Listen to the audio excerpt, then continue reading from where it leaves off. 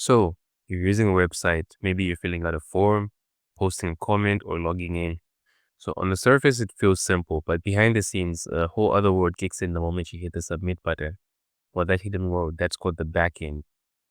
You can think of the backend as the engine under the hood of a web application. You don't see it, but it's doing all the heavy lifting, processing information, storing data, keeping things secure, and making sure everything works, even when thousands of users are logged in at the same time. Let's break it down. The backend has three key players: servers, databases, and APIs. Servers are powerful computers that handle requests. Imagine them like a kitchen in a restaurant. They take orders, prepare responses, and send them back.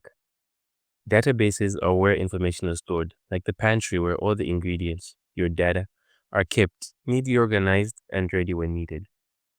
And APIs, short for Application Programming Interface, are like waiters.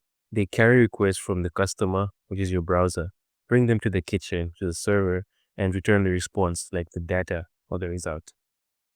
And that's how your browser gets what it needs without ever seeing the chaos behind the curtain.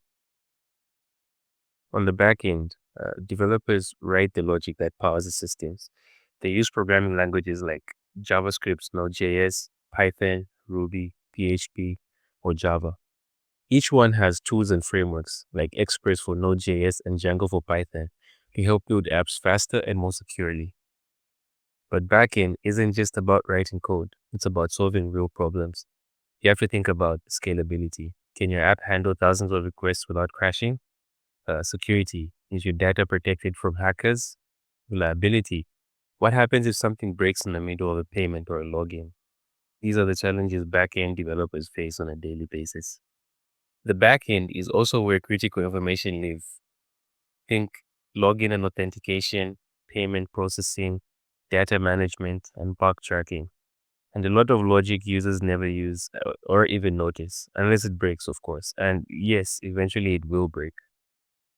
So, if you enjoy solving puzzles, working with data, thinking about how things work behind the scenes, and quietly keeping the internet running, back end development might be the thing for you. Hey guys, thanks for watching. Drop a comment, like, subscribe. Peace.